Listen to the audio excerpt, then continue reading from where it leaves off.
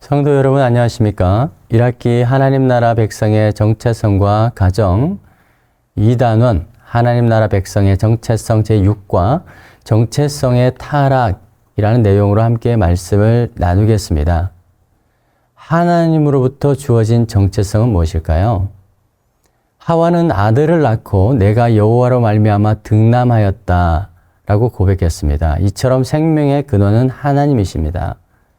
가인과 아벨이 각각 농사와 목축을 맡은 것도 단순한 직업이 아니라 하나님과의 관계 안에서 주어진 소명과 정체성이었습니다. 인간은 하나님과의 교제 속에서만 참된 존재의 의미를 가지고 생명을 주신 은혜 가운데 살아가는 인생의 의미를 갖게 되지요.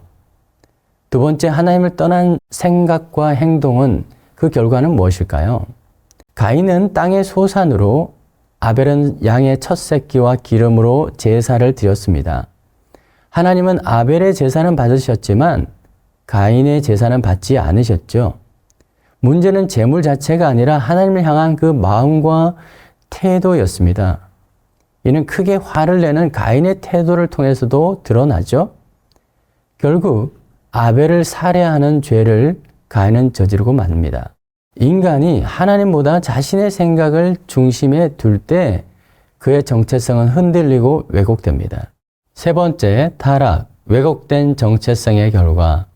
하나님께서는 가인에게 죄가 문에 엎드려 있다고 경고하셨습니다. 그러나 가인은 하나님의 말씀에 순종하지 않고 자신의 분노를 형제 살해로 폭발시켜 버렸습니다. 사랑과 섬김으로 나타나야 될 이 인간의 정체성은 폭력과 단절로 드러났습니다. 결국 가인은 하나님으로부터 땅의 저주를 받아서 방황하는 자가 되죠. 하나님을 떠난 인간은 참된 정체성을 잃고 깨어진 존재로 살아갈 수밖에 없습니다. 하나님께 돌아오지 않는 한 인생은 방황할 수밖에 없습니다. 오늘 암송할 말씀은 시편 53편 1절입니다. 다시 암송해 보실까요? 어리석은 자는 그의 마음에 이르기를 하나님이 없다 하도다. 그들은 부패하여 가증한 일을 행하며 선을 행하는 자가 없도다.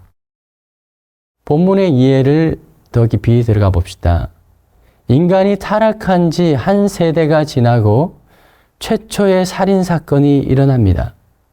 하나님의 형상으로서 정체성은 타락 후에 왜곡되죠. 하나님을 떠난 인간은 죄악된 마음을 품고 하나님의 말씀에 순종하지 않으며 결국 행동으로 죄를 짓게 됩니다. 이처럼 죄로 인해 인간의 정체성은 왜곡되고 비극적인 사건으로 불행하게 되었습니다. 가인은 하나님의 말씀을 듣고 돌이켜야 했으나 하나님의 경고에도 불구하고 형제에게 폭력과 살인을 저질렀습니다. 이것은 하나님과의 관계 단절이 이웃과의 관계 단절로 이어지는 죄의 본질을 보여줍니다. 하나님 없는 정체성은 방황과 저주의 삶을 낳는 것이죠.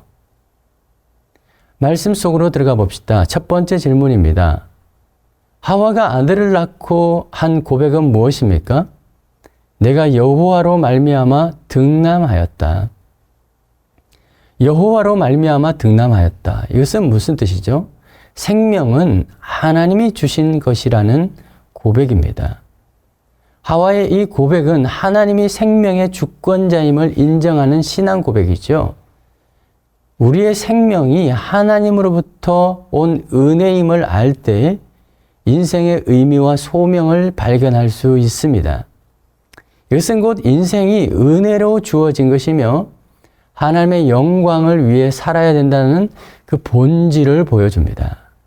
그러므로 우리는 감사와 예배, 소명의 헌신으로 나아가야 되죠. 인간은 하나님의 은혜 속에서만 자신의 정체성을 찾을 수 있습니다. 두 번째, 가인과 아벨의 제사에서 하나님은 누구의 제사를 받으셨습니까? 아벨의 제사는 받으시고 가인의 제사는 받지 않으셨죠. 가인과 아벨이 드린 제사의 차이는 제물의 종류가 아닙니다.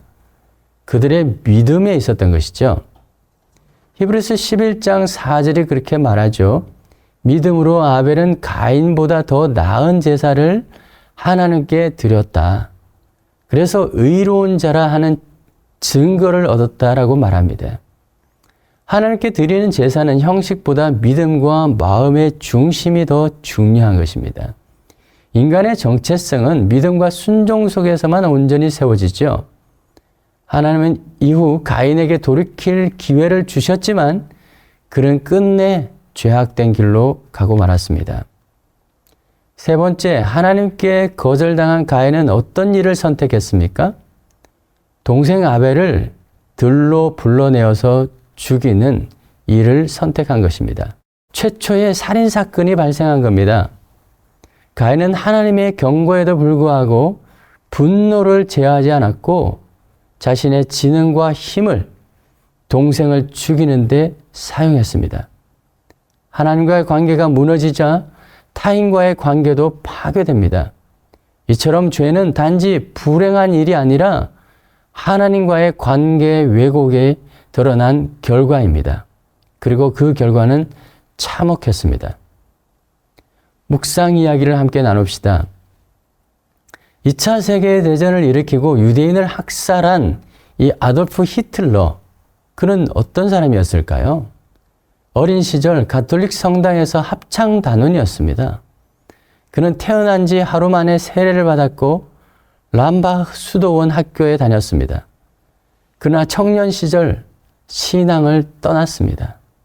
그는 예수님의 신성을 부정하고 성경의 진리를 나치 이데올로기 사상으로 바꾸어 주장했습니다. 결국 히틀러는 인류 역사상 최악의 범죄를 저지른 독재자로 타락하게 된 것입니다.